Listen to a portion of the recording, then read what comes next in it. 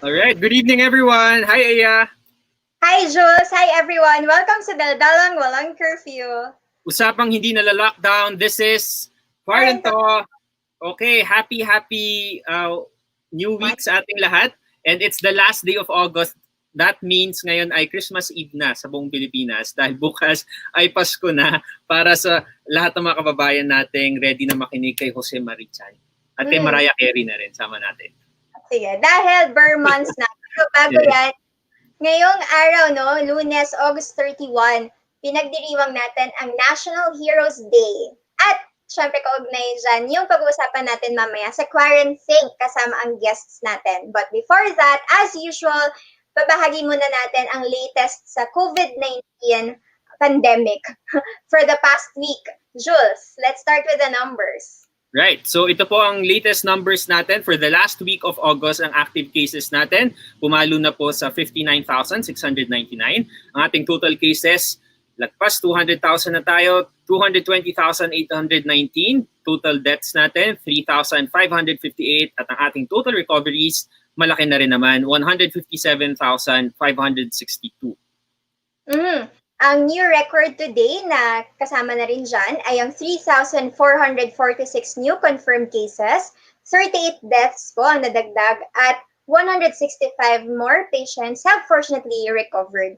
Globally po, just to give you an idea, as of 11 a.m. today, 25.1 million cases na po meron worldwide, 845,000 deaths, and 16.5 million recoveries naman. Jules.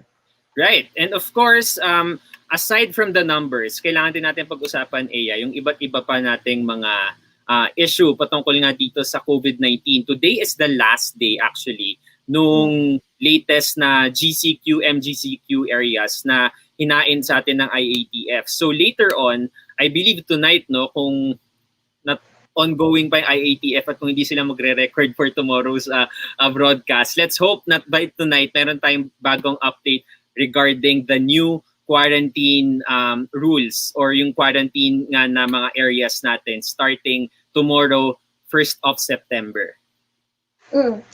Yeah, but just to give a recap, naka-GCQ po, General Community Quarantine sa Metro Manila, Bulacan, Cavite, Laguna, Rizal. That was from August 19 to 31. Kasama rin siya ng Nueva Ecija, Batangas, Quezon Province, Iloilo, Cebu, Lapu-Lapu, Mandaue City, Talisay, and some parts of Cebu. The rest of the country is under modified general community quarantine. Pero tingnan natin kung ano nga ang anunsyo ng Pangulo mamaya or tomorrow. Jules. Right. Yes, and of course, patungkol pa rin sa COVID-19 news natin, dumako naman tayo ngayon, Aya, sa latest news pagdating sa usapin ng COVID.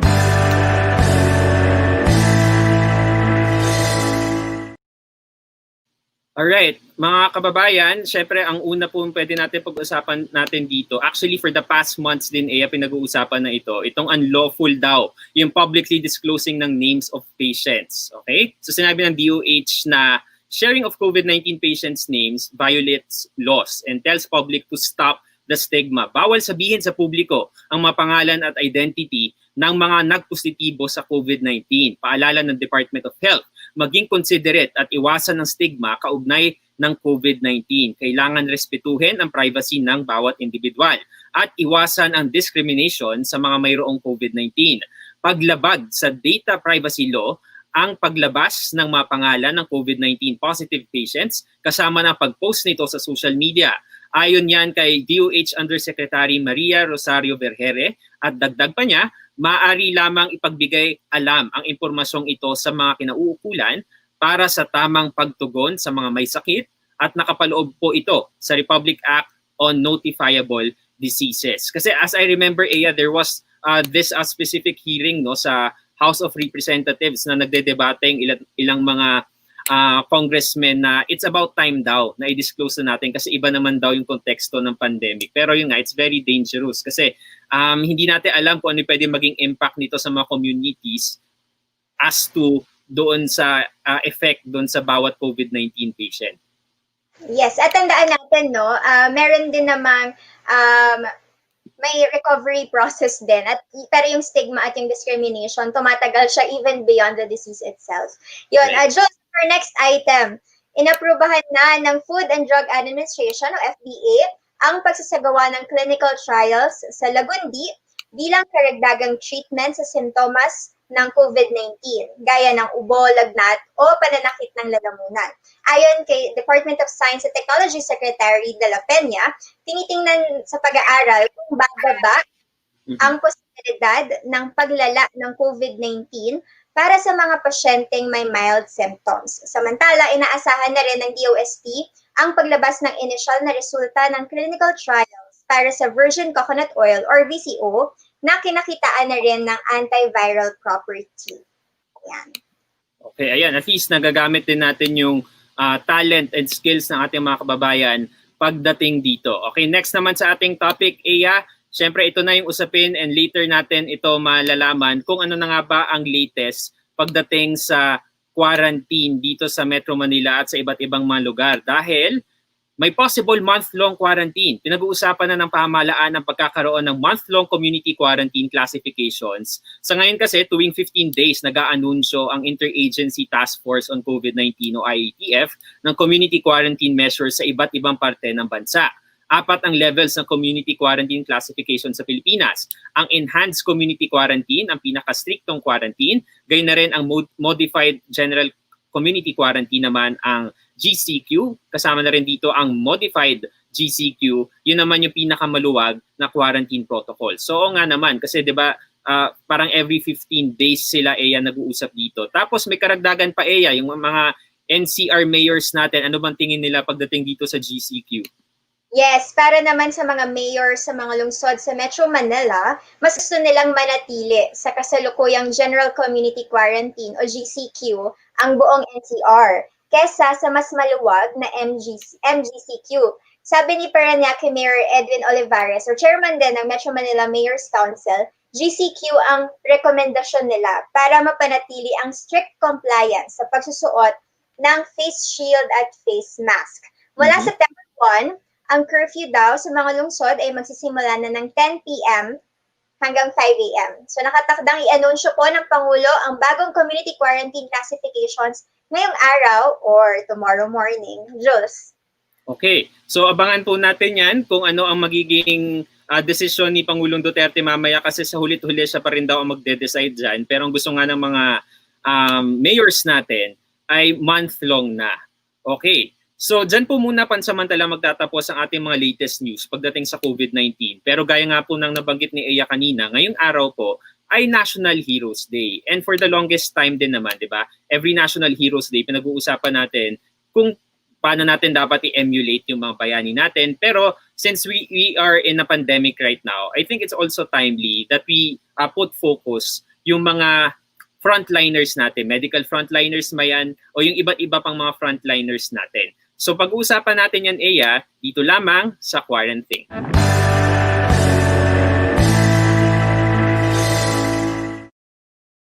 Aya, sino bang mga bisita natin ngayong gabi? Yes, so ngayong gabi, makakasama natin ang isang doktor mula sa isang public hospital, Dr. Jairus Cabajar. Doc Jai. Hey, Doc Jai, kamusta? Hello. Hi. Great. Alright. At kasama rin natin ng isang frontliners. Let us welcome Joie Cruz. Joie, are you with us? Yeah, she'll be back in a few. Pero nandito na si Joie kanina. Siguro nagkakaroon lang ng konting technical difficulty. Pero thank you so much, Doc Jai, for agreeing to be with us tonight. Kasi very busy yan si Doc Jai. Kamusta ba usually, Doc Jai, yung schedule mo as a medical frontliner sa isang public hospital? Yung schedule naman namin ever since med school, parehas lang naman yung cycle. Usually 3 days yan na tawag namin pre-duty post. So every 3 days, nagto-24-hour duty kami. Kapag pre kami, usually parang 8 to 5 lang yan na work. And then kapag post-duty, may mga rotations na nakaka-uwi kami, may mga rotations na 8 to 5 rin. So yun, umikot-ikot lang yan. Kahit nung pumasok yung COVID rotations namin, ganun pa rin naman siya.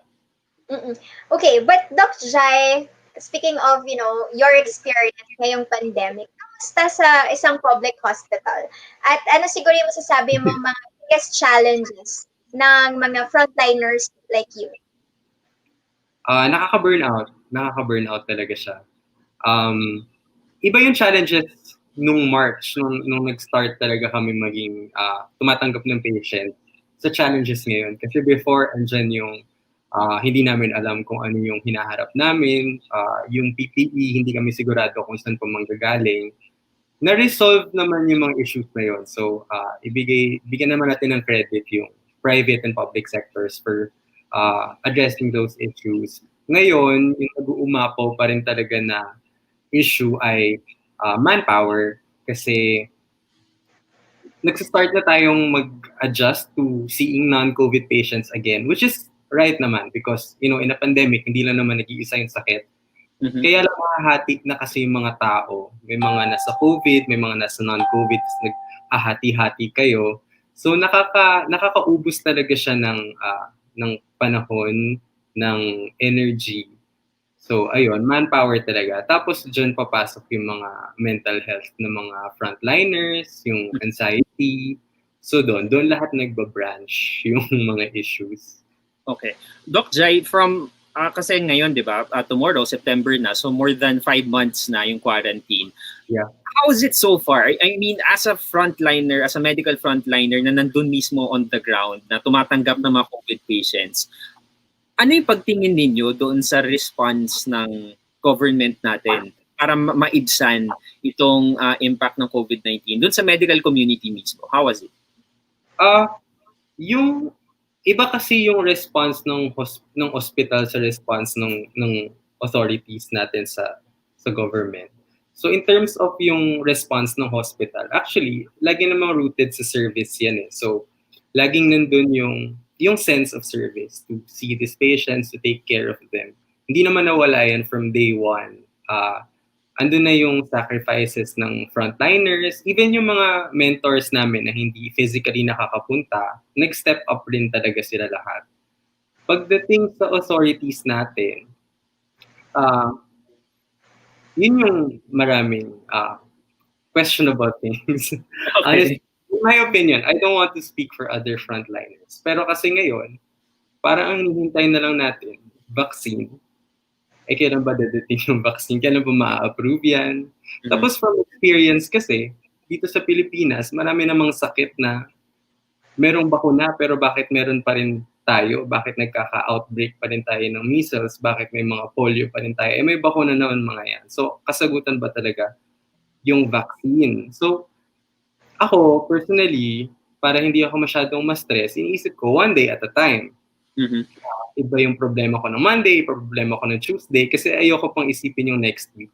Kasi nakakapagod talaga siya. Pero ang context ng ganitong mindset ko ay context ng training. Kasi residente ako. So after this year, gagraduate na ako. But it doesn't mean na wala yung problema just because hindi na ako kasing active kung paano ako ngayon. Pagdating doon, sa totoo lang, hindi ko alam kung hanggang kailan pa ba ito, which is really stressful. Hindi mo alam kung kailan matatapos eh. At nakaka-burden talaga. Okay. Right now, no, kasama rin natin on the line kasi nagka-problem sa internet sa connection si Joey. So we have her with us online right now. I mean, via call. Joey, narinig mo kami ngayon? Yes, I can hear you. Okay. Okay, sige, I'll really try to connect it na marinig mo rin sila Aya and Doc Chai. Pero, Joey, how is it so far? Okay ka na ata. Ayun, perfect. Okay ka na. Claire? Joey, can you hear us? Okay, wala ulit. Okay, Joey, kumusta so far? As a daughter ng isang frontliner, for the past 5 months, ano yung impact nung ginagawa ng mom mo before? Ano yung impact nito sa family mo? Yeah, syempre nung nag-start yung ECQ, we were really worried. No? We wanted her to stop muna kasi nga high risk siya. Meron siyang pre-existing conditions. It was really stressful from our part. Pero in a way, like we tried to understand kasi nga that is really urgent. Pero I guess, it was more stressful.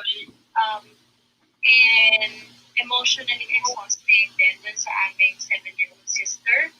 No, kasi even before na nagka-COVID siya, early quarantine, there was a time na nagkaroon din siya ng COVID scare, pero negative pa at that time. So, nagkahiwalay din sila ng matagal. No? And then ngayon, binabacktrack namin yung mga chats ng kapatid ko sa nanay ko during that quarantine time na parang that's late March, early April, before my mom got her swab test.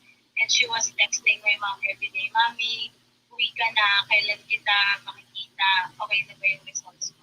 So it was really emotionally exhausting for our family and it was really difficult. Yeah. Joey, can you hear me? Joey? Wait lang. Okay. Yeah, ano yung question mo? Okay. Yeah, I can just imagine kung paano yung situation ni Joey with experience. But maybe Joey can share her experience following the death of her mom. What was it like dealing with the authorities and with everything happening, no? Dealing with the hospital. What were their realizations or learnings from the experience? And maybe a call to action also. Yeah.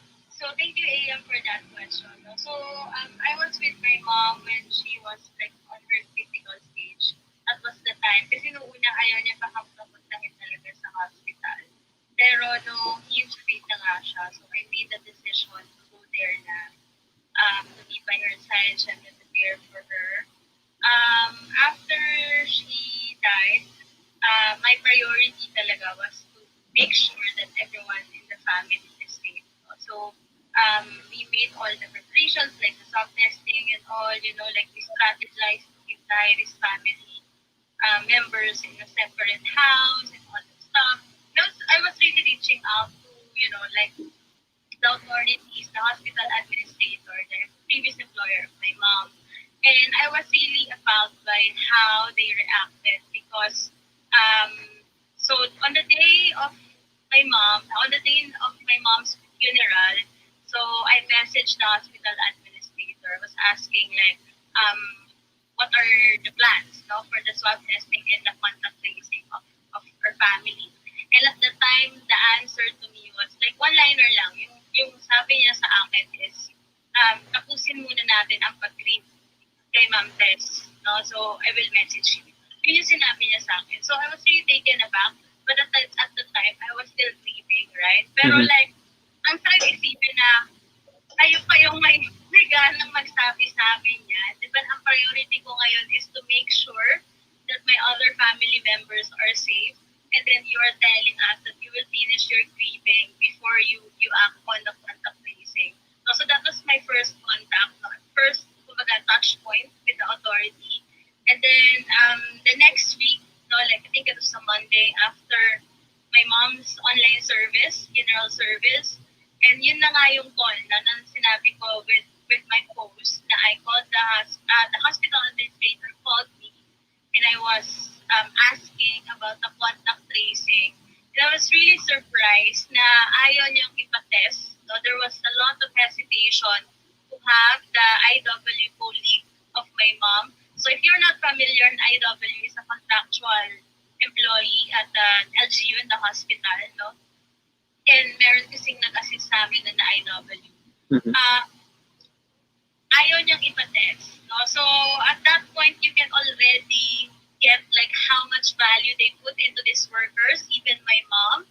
So parang sapilitan yung testing, kumbaga, no? Kung hindi pa ako medyo nagtaas ng boses, hindi sila kumbaga papayag na ipatest yung isa naming high-risk family member and then IW. I guess for me, the realization really is ang baba ng value na binibigay natin sa mga frontliners natin. No? Na parang, kumbaga, collateral damage yung tingin natin sa kanila. Without even thinking na these frontliners have their own stories, have their own family members. In the case of my mom, we have a 7-year-old sister na ngayon ay wala ng mom. And makita din naman natin, no, yun nga si Mayor Nieto, kung paano siya sumagot dun sa mga issue, no?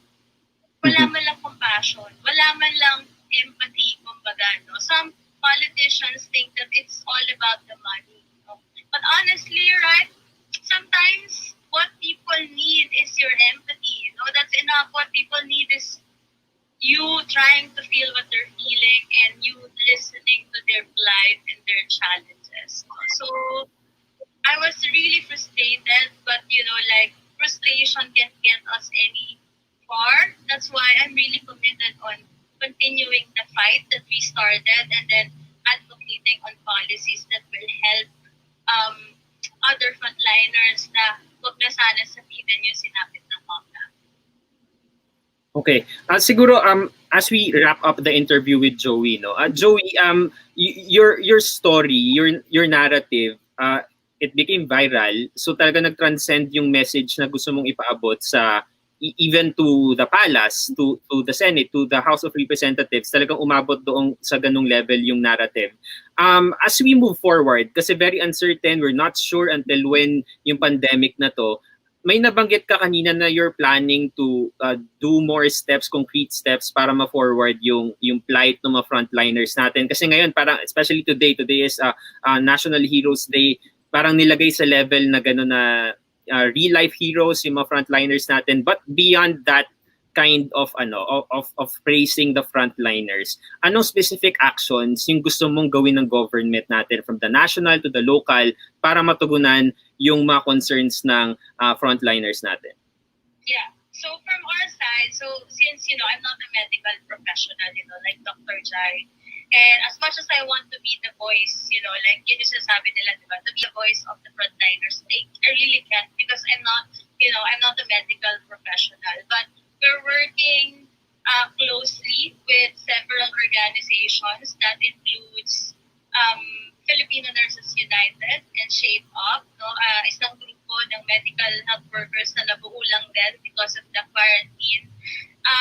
And nakikipagtulungan kami sa kanila ngayon para talaga kumbaga maibigay yung karapatan ng ating mga frontliners. Kasama na nga doon yung tama talaga na hazard pay, kung ano yung pinangako, and also without the tax deductions and all that stuff. And actually, I have some good news because one of our fellow YCL alumna, who works for the office of, I think I'm allowed to disclose already, works for the office of Senator Recto, already offered proposed recommendations and revisions pertaining to the hazard pay, and it's already in the BICAM bill on bayanihan to recover. Yeah. So I think pipirmahan na lang yun. Pero that's just one issue I guess kailangan talaga natin ng systems thinking Kailangan tignan holistically, kailangan ng unified plan on how to address this pandemic that we are going through. And yun nga you need to listen talaga to the medical professionals, solutions that are medical and not military solutions, because this is a medical and public health crisis, not a military one. Okay. Thank you so much, Joie, for you are our friend, you are our fellow orgmate, and maraming salamat. You're very proud na talagang you had the courage to open up your story to the public. Maraming salamat sa ginagawa mo, and we are here to support you. Thank you so much, Joie. Thank you, Jules. Okay, muli po nakapanayam natin via phone patch, Joie Cruz. Okay, yan, Doc Jai, narinig natin yung story, yung struggle sa pinagdaanan ng family ni Joie. As someone na medical frontliner mismo, nabanggit niya na may mga challenges sa pinagdadaanan. I'm not sure how different it is from the national to the local. Pero yung welfare ninyo as frontliners, paano tinutugunan niya ng government natin? Ako, I'm one of the lucky ones, I can say, na frontliners. Kasi walang time na hindi ako nagka-PPE. I've always had the full support from our department. Pero hindi lahat ganun So, hindi pwedeng tahimik na lang ako kasi okay naman ako. Colleagues ko tong mga to And at the start of the pandemic, I would see viral photos na binabalot nila yung sarili nila sa plastic. Gagawa ng paraan para hindi magkasakit, mag-uulit-ulit ng mga PPE, ng mga N95. Masakit yun kasi at the start of the pandemic, we were branded as heroes. And don't get me wrong, I appreciate that because, it means I've done something right in this lifetime. Na title yun na binibigay sa'yo na isa kang bayani, isa kang hero. Pero hindi kasi natatapos yun doon. Hindi siya title tapos okay na. Kung ang mga comic book heroes natin may superpowers, kailangan namin ng gamit. Kailangan namin ng kagamitan. Kailangan namin ng tamang compensation. Hindi pwedeng hero lang tapos bahala na kami sa buhay namin. Yun kasi yung sinasabi ng maraming tao na pero nag-sign up kayo for this pinili niyo yung buhay na yan. Totoo naman, kaya nga nandito kami. Kaya nga ako humaharap, kaya nga ako pumapasok sa COVID ward, kaya ako pumapasok sa ICU, kasi pinili ko to. Pero may limitasyon ako, nagkakasakit din ako, nakita mo yung mga teacher mo, mga professor mo, nagkakasakit, namamatay, nagkakaroon ng scare sa mga batchmates mo na may lalagnatin, matatakot ka, nahawa na ba siya, ako ba mahahawa na rin? Hindi yun mapapalitan kasi ng katagang hero lang. Kailangan na poprotektahan din kami.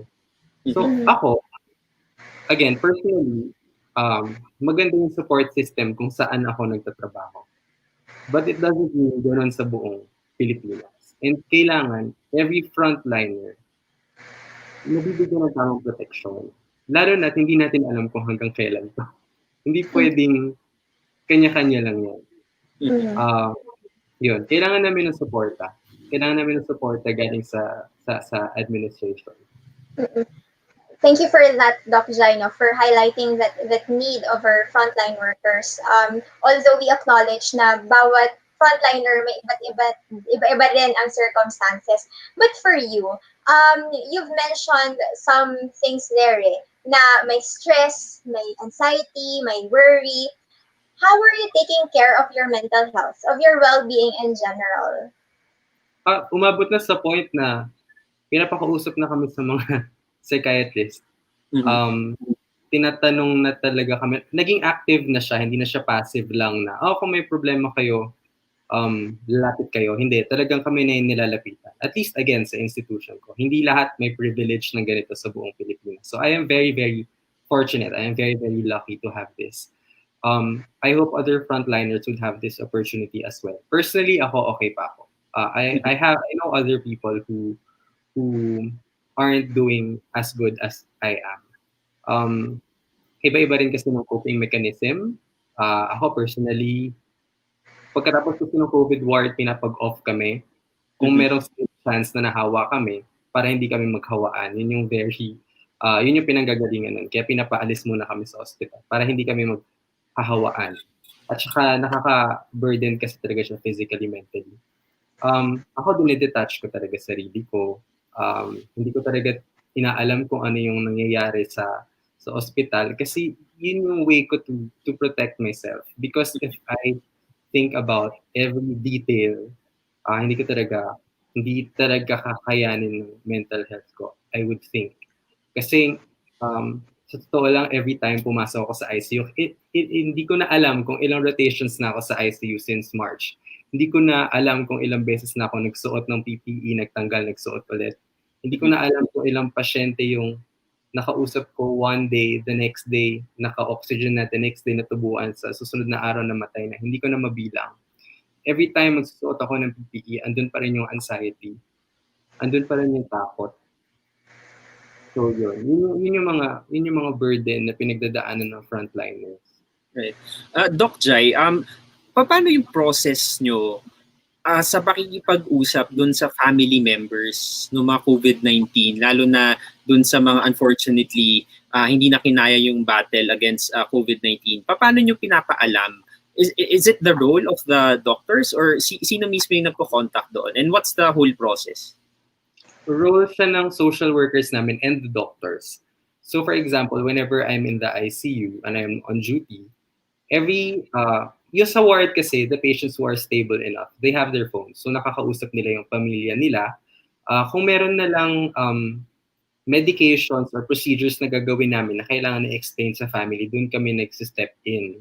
Meron din yung telekamustahan na sinasabi. Meron parang niro-roll na laptop na may webcam. So nakakausap ng families yung sarili nilang pamilya. Yung mga nasa ICU, Madalas dyan, kapag intubated, sedated, so tulog talaga sila, hindi mo makakausap. Kami yung kumakausap sa family. Every morning yan, or pagtapos na ako mag-rounds, i-update ko yung family. Alam nila yung number ng ICU, so may mga apps kami na ginagamit para i-contact namin sila. I-update namin lahat ng nangyayari, tatanungin namin kung pwede bang mag-dialysis yung patient, mag-hemoperfusion, pwede bang start na ng ganitong klaseng investigational drug. So updated sila sa lahat. Minsan tinatanong din namin sila na kung kasi kailangan maging realistic eh. Kapag pangit na talaga yung kondisyon ng isang pasyente, kami inuunahan na rin namin na what if tumigil yung puso, do not resuscitate ba tayo or not? So ito yung mga tough questions na kailangan namin tanungin on a daily basis. Sabi namin na hindi kami Diyos, may limitasyon kami pero gagawin namin yung best namin, pero in case may mangyari sa pasyente, hanggang saan tayo lalaban? May mga ganong tanong. And yung magandang ginagawa namin na nire-recommend ko rin kung mayroong mga tao sa ICU dito, kung mayroon kayong contact sa family, try nyo ng voice recordings. Yun yung ginagawa namin. So every morning, yung family nagsisend ng voice recordings yan. Minsan 2, 3 kasi yung apo, yung asawa, yung kamag-anak abroad, magsisend ng voice recording tapos ipaparinig namin yung sa patient. Kahit intubated, kahit sedated. Yun yung mga methods of communication namin. Mm-hmm. Yeah. Doc Jai, I know it's a heavy role. It's a duty that you have to fulfill also. Before we close, how can the public ease the burden of and the challenges of frontline workers like you? What could we possibly do to help our frontliners? Whether nakakasalamuha namin siya, maybe some of us, some of our viewers have relatives or loved ones that they have to visit in the hospitals. Anything that we can do as a community. Yeah. I'm sure everyone lahat gusto natin matapos ng pandemic na to. So let's do our part. And I know that's easier said than done. Given ilang buwan na, and people would always say, mag-mask kayo, mag-face shield kayo, social distancing kayo. And in general, nagko-comply tayo. Pero nakikita mo may mga nagpa-party na hindi dapat mag-party, may mga manyanitang nangyayari, may mga nagbibigay na mga politiko, ng mga nagkakaroon ng gatherings, madidismaya ka na bakit sila hindi sumusunod? Ba't ako kailangan sumusunod? Ba't ako mahuhuli? Ba't ako mamumultahan? Ito na interview to na walang mask, galit na galit pa siya sa mask. Yung mga ganong tao. So nakaka-discourage talaga every time you hear frontliners say, mag-mask kayo, mag-social distancing kayo. But we really, really have to do our part. I can't overemphasize the fact that we have to do our part. Kahit discouraging yung ibang sectors, kahit di nila ginagawa ibang trabaho nila, gawin natin yung atin. Matatapos tong pandemic na to, at least magiging proud ka sa sarili mo na, kahit ganito yung mga nasa paligid ko, kahit sobrang discouraging ng sistema natin ngayon, I did my part. Naghugas ako ng kamay, nag-social distancing ako, hindi ako lumabas kung hindi ko kailangan, nakamask ako. Yung mga malaliit na bagay na yan, ang laki ng impact niya. So, yun lang hinihingi ng frontliners. Okay, Doc Jai, last na talaga. Message mo naman para sa government natin kasi at the end of the day, sila talaga magde-decide on everything na mangyari. And later on, may panibagong announcement na naman yung Pangulo natin. Pero from your end, as a frontliner, ano ang call mo sa ating government? Tapusin na natin ito pandemic. Tapusin na natin ito. Let's focus. Enough of the politicking. Everyone wants this to be over. Wala nang lamangan. Wala nang kung sino mas magaling. And not just the politicians, even yung mga super fanatic na kung sino man ng ganitong partido or ganitong partido. Tama na yung bangayan. It doesn't help. Hindi siya nakakatulong. Pwede tayo lahat magbigay ng criticisms without taking things to another level.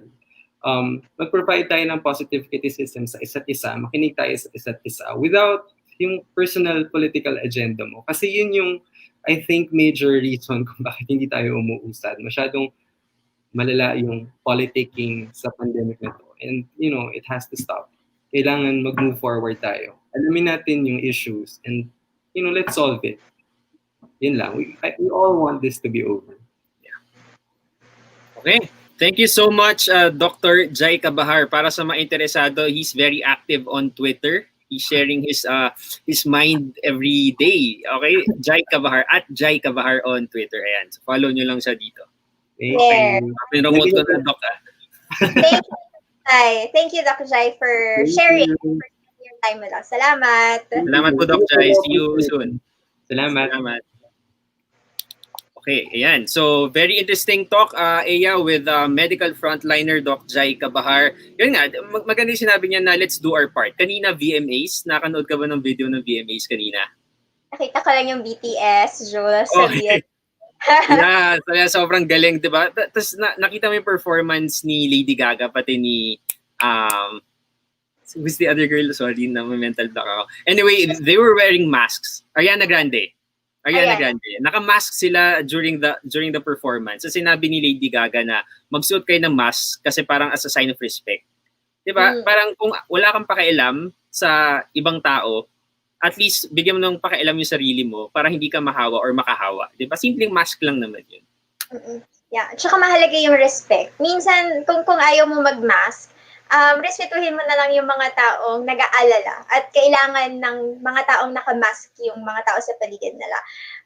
And yeah, this is a very touching and enlightening discussion. Minsan kasi masyado tayong nabobombard ng numbers, ng tally. Yes. Oo. Na parang nagiging normal na maraming namamatay, maraming nakakasakit. Tapos sobrang grateful natin pag may naka-recover. Tapos parang pampalubag loob na lang din na okay, naka-recover siya. Tapos nakalimutan mo na rin na ang dami pa rin nagpa-positive at ang dami pa rin namamatay. So, yun, no, sinabi ni Doc Jai, parang tapusin na natin to. I hope everyone's on the same page on how grave the situation is and how urgent it is for everyone to really act on this. So I hope let's all please take this seriously because we all want to move on with our lives also. And with that, Jules, let's move on to our next segment with more news. Dito sa latest news.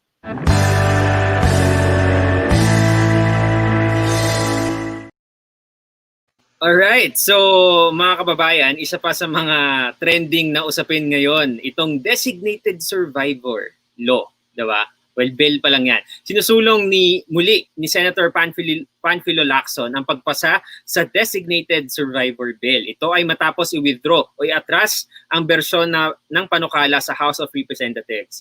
Ayon kay Lacson, quote, a constitutional crisis is possible if all 4 top elected officials, God forbid, die in one event or any occasion where the president and all 3 officials in the line of constitutional succession are present, end quote. Dagdag pa niya, passing such legislation is not only constitutional, it is in fact required under the 1987 Constitution. Layo ng Designated Survivor Bill na bigyan ng kapangyarihan ng Pangulo na mag-appoint ng cabinet member na maaring maging acting president sakaling hindi magampanan ng Vice President, Senate President at Speaker of the House ang naturang posisyon kung hindi na makakapagsilbi ang presidente.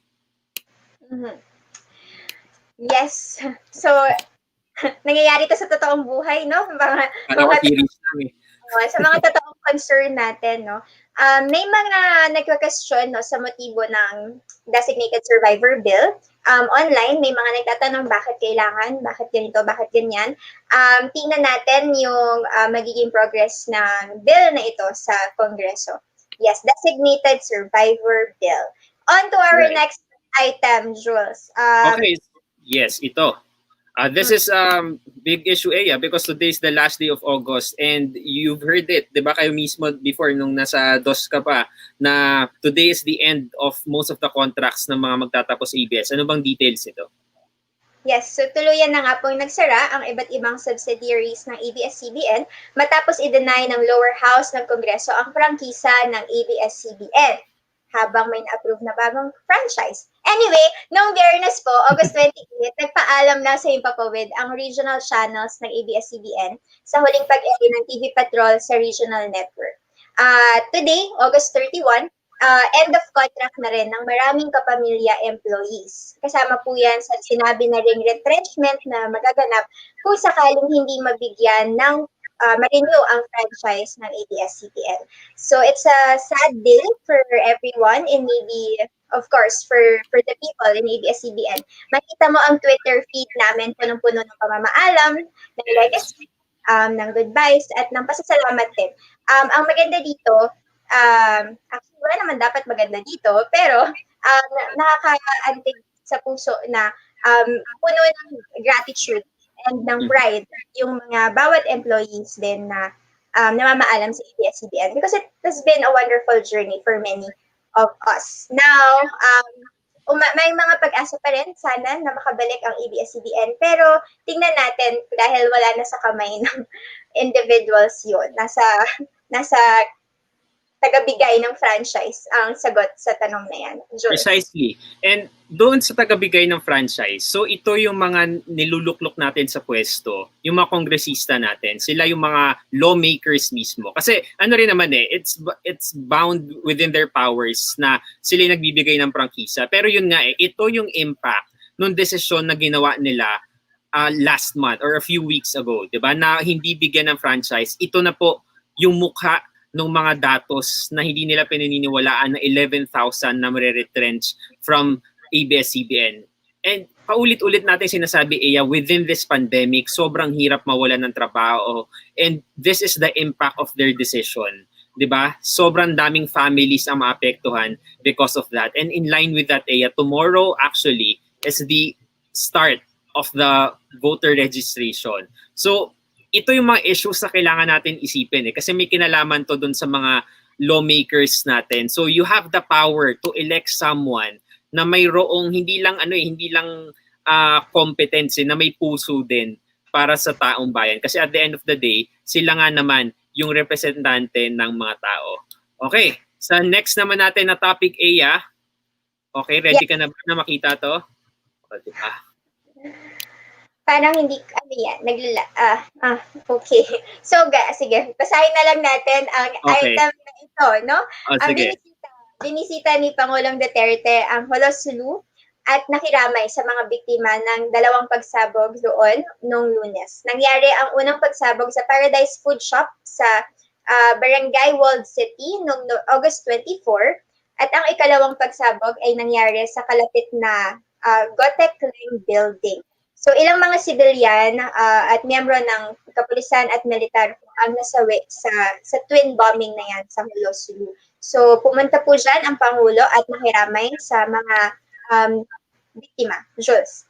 Right. And as of 4 p.m. today, from ABS-CBN, the local police of Zamboanga City said it received information that terrorists responsible for the twin bombings in Holosulu are now in central Mindanao. Okay, so I have 2 points here.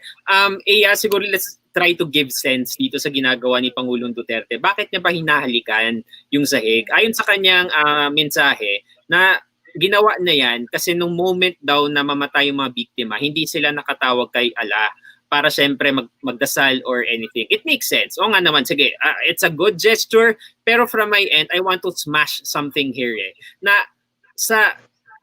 siguro I'd like to link it, kunwari sa EJ case. Huwag na tayo lumayo kay Kian mismo. Yung batang yun, di ba, he was trying to ask for help, di ba? Hindi ko alam kung sa Diyos or humihingi siya ng tulong doon sa mga pulis na tigilan nila, pero hindi siya binigyan ng pagkakataon. So sana, yung ganitong gesture ng ating Pangulo at ng buong administration, it goes consistent sa lahat ng mga issue. And another thing, still on holo bombing, one senator, particularly Senator Bato, he was saying, sa lahat ng mga kritiko ng anti-terror law, o tingnan nyo to, dito natin pinakakailangan yung anti-terror law.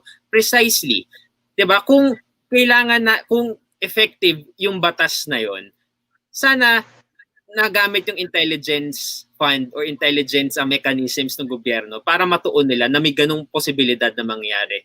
Diba? So parang ginagamitan pa nila, gina-justify pa nila yung isang batas na marami sa mga kababayan natin ang tumutuliksa. Yun lang naman ang sa akin, Iya. Okay, Jules, I just appreciate the context that we give our viewers, no? Sa bakit hinahalikan ng Pangulo ang ground sa Holosulu. So it's a good reminder to that it is for the victims who weren't able to worship Allah at that time. All right, on to our next item.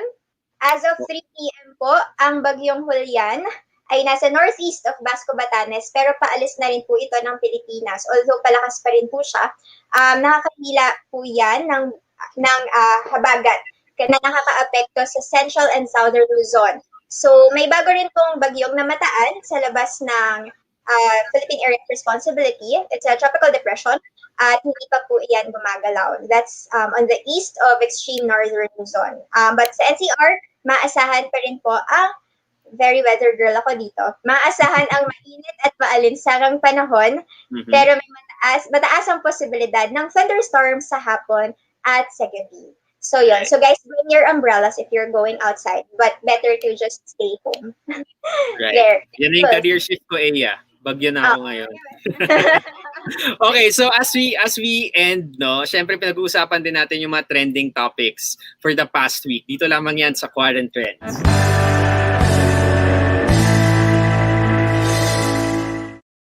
Alright, so simulan natin sa isang malungkot na trending balita, no, na syempre lahat ng mga Marvel fans talaga lungkot na lungkot dahil nga dito sa pagkamatay ng ating ni King, di ba? Ang King na tinatawag natin. Trending sa social media ang pagpanaw ni Black Panther star Chadwick Boseman. Si Boseman ay 43 years old lamang. 4 na taong nakipaglaban sa colon cancer ang superhero actor. Nakilala si Boseman sa kanyang pagganap sa Marshall, sa marami pa iba't ibang mga pelikula, lalo na sa Marvel film na Black Panther. So imagine no? So since the start pala ng Black Panther, dun sa buong series na yon, he was battling with cancer na pala. Yes. And it wasn't an easy ride, no? Since 4 years na surgeries and chemotherapy, pero ako mismo na hindi naman nagbabasa ng mga stories ng actors mismo, hindi ko rin makikita na merong health concern si Right. King, si ating Black Panther star. At ang maganda dito, bumuhos yung tribute at ang mga legacy, ang messages para sa kanya. Yan. Right. And last day sa ating trending topic, actually since hindi naman to trending kasi talagang since the start of pandemic talagang nararanasan na natin to. Ano nga ba itong online fatigue?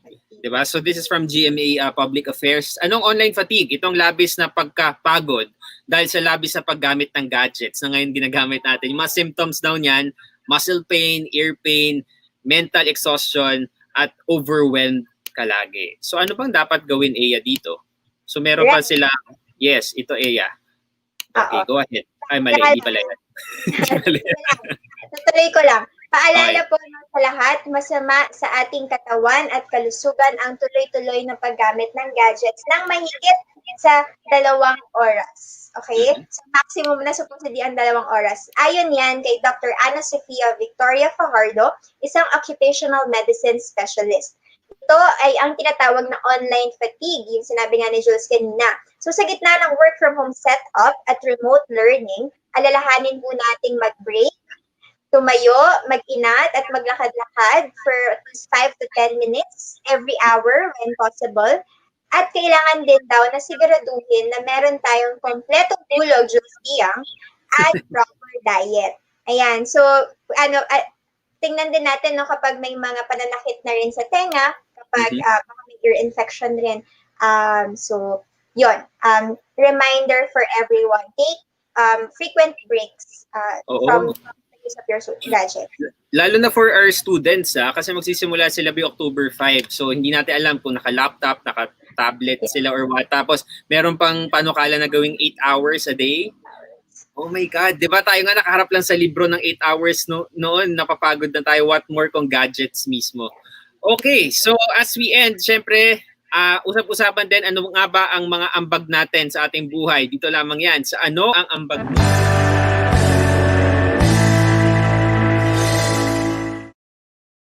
Okay, Eya, ano bang ambag natin for tonight? Alright, it's a KAPAWA challenge. Gusto mo bang makatulong? Gusto ko rin makatulong. Gusto mo bang makatulong sa mga mag-aaral na nahihirapan sa blended at online learning ngayong pasukan? Tumulong po tayo sa donation drive na KAPAWA para sa KAPAWA Tama ba yung pronunciation ko? I'm so sorry po. Binabasa ko po kung paano siya na-spell. It's KAPAWA. I think this is a different language. Oo. Ang KAPAWA para sa Kapwa ay proyekto ng Batch Ladiyawan ng Angat Buhay Young Leaders in Government Fellowship. Naglalayon po ito, suportahan ang pagtatag ng mga community learning hubs na nasa rekomendasyon din noon ng ating Vice President Lenny Robredo, yung mga barangay learning hubs. So ang community learning hubs po ay para sa mga kabataang walang masyadong kakayahan sa kanilang mga bahay upang ipagpatuloy ang kanilang pag-aaral. So again, kailangan ng gadgets, kailangan din ng access sa mga modules, etc. So kung gusto niyo pong makatulong, visit their website and the donation form. Nasa screen niyo po, bit.ly/kapawa-donate. That's capital K at saka capital D. Ayan. So they're also on Facebook, Ladiyawan ng Angat Buhay. Jules. Okay, so yan po yung mga ambag natin. So if you have ambags na pwede nyong i-share dito, we'll be very happy to share that to our audience. So as we end, of course, it's a brand new week. We are currently producing 8 shows. So abangan nyo po ang mga programa natin for the whole week. Of course, every Monday, 9 p.m., you have QuaranTalk. Tomorrow, Tuesday, the main agenda hosted by Jermaine Halandoni de Ruña. On Wednesday, Kilos Kabataan, hosted by yours truly. It's a partnership with Now You Know and QuaranTalk. And 9 p.m., QT Earth, hosted by Rodney Galicia. Yeah, Thursday to Friday. Yeah, Thursday at 9 p.m. din, meron tayong throwback kasaysayan history lessons with UP Professor Guiang. Also, 10:30 p.m., Inuman with Thais and Rafi. We bring the bar home dahil baka namimiss nyo ng paglabas. So, catch that 10:30 p.m. on Thursday. And Friday po, it's a fun and youthful night with the 2030 Youth Force sa SDG Online Tambayan. And of course, again, tandaan nyo lang, 9 p.m. po gabi-gabi, meron kayong mapapanood sa QuaranTalk Media. Follow us on Facebook. That's facebook.com/QuaranTalk Media. Jules. Yes, and on Twitter, we are QuaranTalk Media. And please subscribe to YouTube as well, or YouTube channel, QuaranTalk Media. And if you guys want to collaborate with us, or you want to produce a show through our platform or on your platforms, we can help you with that with our production services. Just shoot us an email. That's QuaranTalkOnline@gmail.com. So there you go. We're done with the show tonight. Ang bilis. Yes, so thank you everyone. Kita-kita ulit tayo dito sa daldalang walang curfew. Usapang hindi nala-lockdown. Ito po ang QuaranTalk. Yes. Follow me on Twitter and Instagram, Jules Guiang. Yes, I'm on Twitter at @ea_Antonio and on Instagram at @ea_Antonio. Kita-kita ulit tayo guys next week, Monday, 9 p.m. See you!